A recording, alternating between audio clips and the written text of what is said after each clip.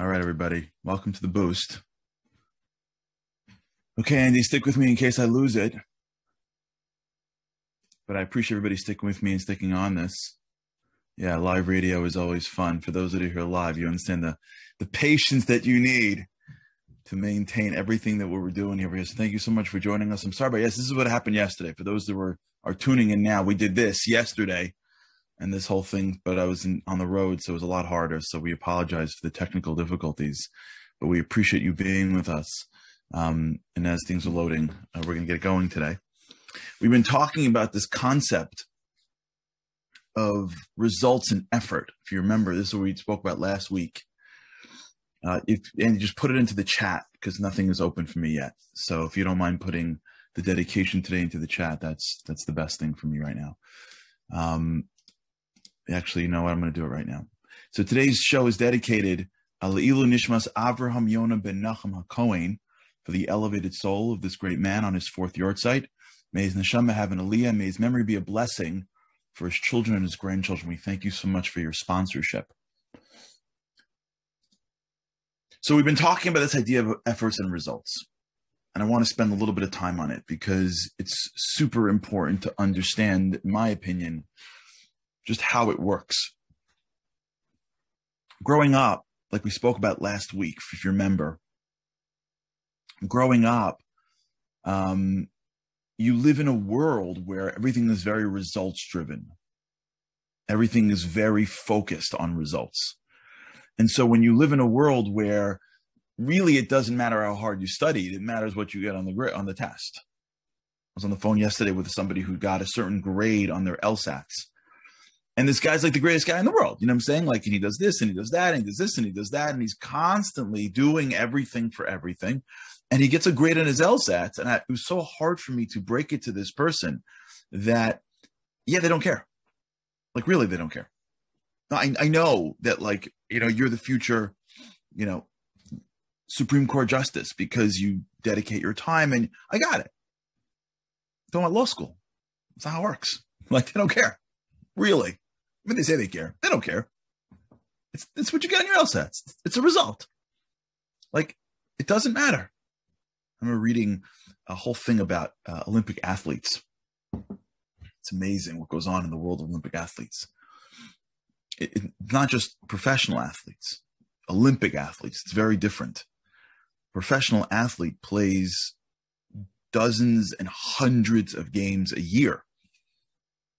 And for many years, Olympic athletes play one game at that stage. And they're doing trials. Okay, but like, can you imagine training for 4 years for one race? And the difference between first place and no medal, as I saw it, is like, that's it. That pause that I just did, that pause is the difference between gold and nobody knows your name. 4 years, one race. Not again. You don't do it the next morning. That's it. And then you go home. That's results. We live in a very results-driven world.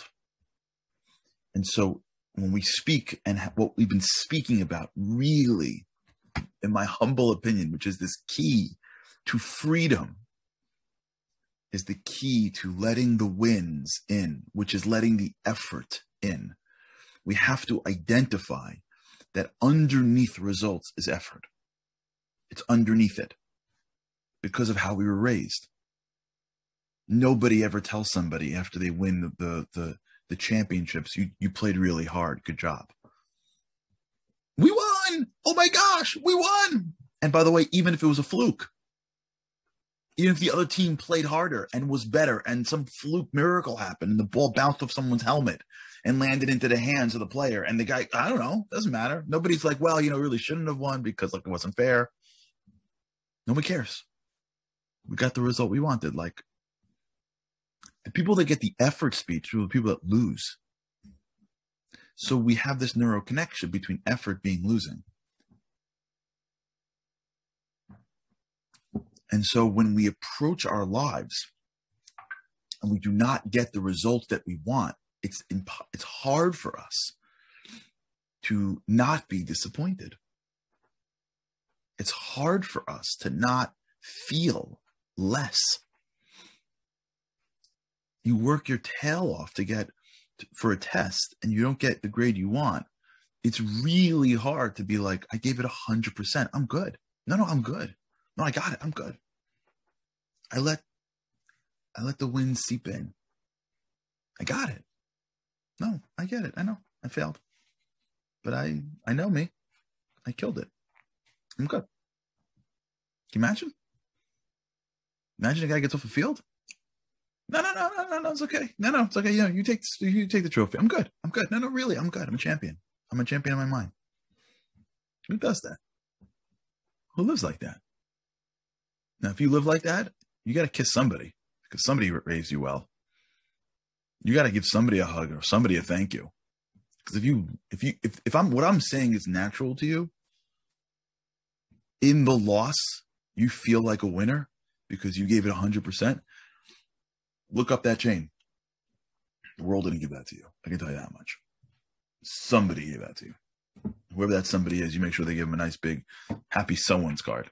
Mother's Day, Father's Day, Teacher's Day. I don't know. Find a day and thank them for it because that's not how we roll.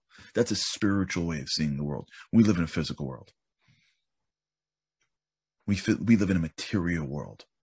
We live in, I don't know what that song was. We live in a material world. Spiritually, that's how it works, but we don't live like that. So here's how it works. And I want to sort of explore this with you now a little bit. I want to explore this with you. So there's what we would call, let's say, like lower level effort. What lower level effort is, it's not really lower level. I'm just using it so we can create a paradigm. I'm using so we can create our own definitions for the next few days and we can really nail this with God's help. In the middle, we got results. Material, physical, objective results. The job I want, the response that I want, right? The way I feel when people are around me, the results, what the world delivers to me, results. I have what I want. I go out into the world and the world gives me what I want. Results. Underneath results, those who are watching the video, I'm like trying to figure out, do I go left to right or up and down? Underneath the results is what we would call, let's say, like lower level effort. And what that is that's the effort that we grew up with. That's the effort that's the patting on the head. That's the A for effort trophy, which I don't care. You know, that's not a trophy. I don't care. That's not a trophy. The dinky little trophies you get because you showed up. It's not a trophy. As much as parents say, no, really it is. It's not. You don't need a trophy. The effort and results don't have the same path. They live in two separate worlds. You don't get effort isn't second place to winning. That's what the whole thing doesn't make sense. When you train kids to think that effort is really second place to winning, you take effort and you make it subservient, if you will, to results. So the kid who tried as hard, the team that tried their hardest, that coincidentally or because of some fluke lost the game because, the ball bounced and the whatever, that kid gets a little trophy. And the kid gets, really? No. We're going to call that lower level effort for now. The effort that we grew up with. The you tried hard speech. The little trophy you get for showing up. Let's just leave that there. And let's just start to build a bridge to what's called upper effort. And explain to you how only when you live in the world of effort can you achieve extraordinary results. How does this work? When we engage in challenge, when we engage in conflict, I don't mean like beating people up, in conflict, like internal conflict, right? The key to life is being victorious over self, right? So it's a conflict. Do I eat it? Don't I eat it? Do I say it? Don't I say it? Do I judge? Don't I judge? Do I push when I'm tired? Do I not push when I'm tired? Right? That's conflict. There's an inner battle that's raging between us, within us. That's a conflict that we're up against, that requires an effort, that requires exhaustion, that requires energy. If you're going to live at your highest self, you're going to be engaged in conflict consistently. When you engage in conflict, whenever you put in that conflict a need for anything but the conflict, you now put yourself at a disadvantage. I remember reading a book years ago about I think it was a Navy SEAL. He was a commando who trained himself to live on one meal a day his whole life. He woke up, ate breakfast, and that was it. And then he ate breakfast the next day. And he said, the reason why I did that was because if I'm in battle and I need to eat, if I'm doing a raid and I need something outside the raid, then now I'm at a disadvantage. So I have to clear everything out except for the battle before me. And this Olympic thing that I was reading about, the Olympic athletes say very similar things. If you're going to be the greatest in the world, there's nothing that's going to get in the way with perfecting your craft. You can't. It's impossible. You can't take on hobbies if you're trying to win a gold medal. It just doesn't work. I remember what a guy said to me once. I remember for those, again, I'll go back. I don't know why I'm going back to law school because that conversation yesterday. For those who are in 1L, 1L is the first year of law school. It's a very difficult, challenging year. But if you do well in your first year, you get a good job, whatever. Law school is weighted towards your first year. I remember getting on the phone with a guy. Well, I want to study, but I love watching football and I love watching baseball and I've got all these hobbies and I play cards with my friends. And I'm like, yeah, I got it. You want to do well in school? For 1 year, all you got is 1L. Well, it's crazy. I'm like, okay, do whatever you want. You want to be great at something that's really hard? Guess what? All your attention has to go there. If we want to be great at being victorious over ourselves, when we add other goals before us, it makes it harder to be victorious over ourselves. If I'm trying to engage in conflict that is an internal conflict, my own envy, my own laziness, my own desires, doing what's right, if I'm trying to find my own point of battle and work, and at the same time, I need the world to give me a result, I'm basically putting myself at a total loss. Because it's impossible to be able to expend the energy over self and over the world at the same time. They're two different aspects. The need for results, the need to win, the need for the world to tell me you're doing great, the need for that trophy, to feel like I am a champion in the game, the need for the grade, the need for the world to pat me on the back and go, you won, top of the stage, we approve of you. That need is an entire world unto itself. I don't have space. I don't have enough energy to try to get that need, which is victorious over environment, and the other need, which is victorious over self. I'm one person. I got one focus. I got one thing to look at. And if my battle in life is my battle over myself, so that I can become the greatest version of myself, and I trust that if I become the greatest version of myself, I'm going to have a life that I don't even know about. Forget the results that I'm looking at. Forget that, like, I know about this test and I know about this grade.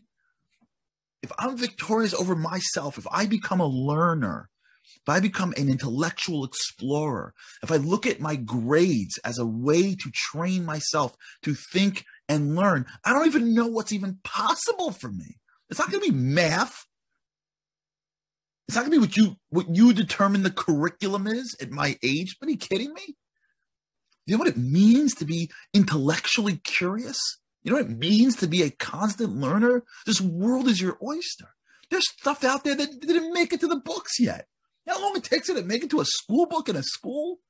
You know how quickly the world moves? You know what kind of information I can get? You know how much more benefits I can get in the world by being a learner than whether I get a grade on a test?